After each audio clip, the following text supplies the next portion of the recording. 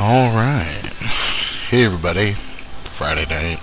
Just had an idea for another one of these videos for the half dozen of you out there that are finding them useful, and I am glad to share.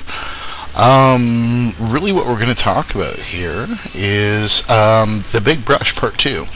If you have not watched The Big Brush contains what is possibly one of the biggest douchebag tricks in the history of avatar making. And with The Big Brush Part 2, we are going to go ahead and take it to another level, of course. Really, again, we're getting to the idea of how do I fade my backgrounds to my edges. And rather than show you what I mean, I will once again refer you to the first video upon which I speak it. And let's get it underway here. I've got a texture open. We'll copy the image. Now the first thing is, I just want to point out, if you look at my image selection in the first place, of course I'm using a massive high-res image, but I've got darkened corners. And hey, sometimes that makes all the difference, okay? When you're choosing something that you want to fade into black, if you can find darkened edges in the first place, you are really laughing. So I'm going to copy this image. I'm going to go over here, paste it as my background. Now of course that image is so freaking high res that even on my 2000 by 2000 canvas it's huge, so of course we're just going to bring it down to a reasonable level at which to edit it. Now we obviously want to go further out than we will end up being with the avatar when we're actually bringing the texture out, because these edges are going to be against the black.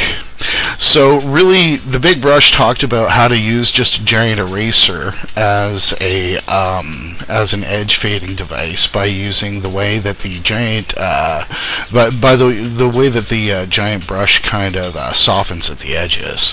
So what we're going to do is we're going to use the same concept, only we're not going to use an eraser tool, and you're going to see that this is going to provide you some really interesting effects. So that said, let's go and take a look at the tool that we're going to use. It's of course going to be different no matter what piece of software you use, unless you're a PaintShop Pro X, well whatever, I guess they're up to X6 now. Oh, by the way, that's on sale. Just a little tip from me, it's like 30 bucks right now. Let's go ahead and find the tool that we're talking about here, and it's a lighten or darken tool. Now what we're actually going to do is darken the edges, and the reason that we're going to do that becomes really apparent really quickly. So we're going to go to our light and darken tool here, and we're going to set it for a big brush. Now I'm going to grab a grungy brush to begin with, like this Smoke Puff, which is probably my second favorite brush, and I'm going to increase the size out of it. But remember, we're on a darken tool while we do this, and the other thing is we're going to set the tool's opacity. So I'm going to actually say that instead of, when I come here, darkening it all the way, oops, right, I'm actually going to go ahead and lower its opacity to about 25-26%. So watch what happens when we start darkening these edges. We get this gradual business here. Okay? And you see the edges softly fade off into a black. They fade off. Now I think I'm going to bring my tool opacity up on this one a little bit. Okay, just to make this a little bit quicker. But every time we go over it, it's darkening that edge a little bit and fading out from the circle.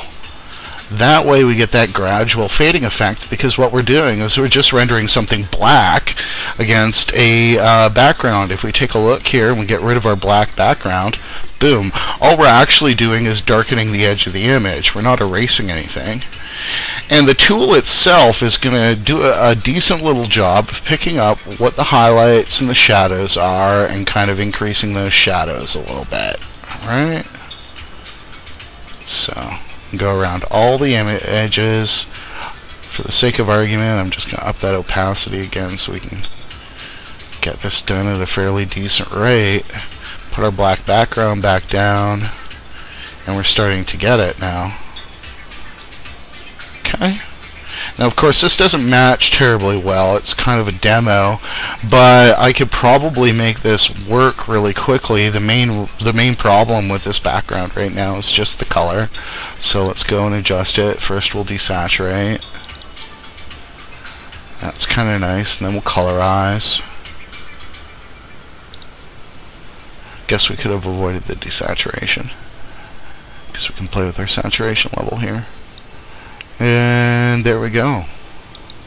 Not bad for a couple of seconds of work.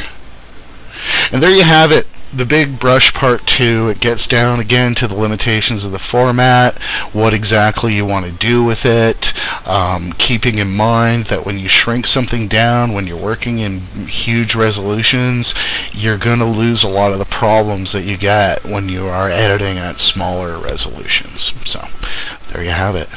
The Big Brush Part 2.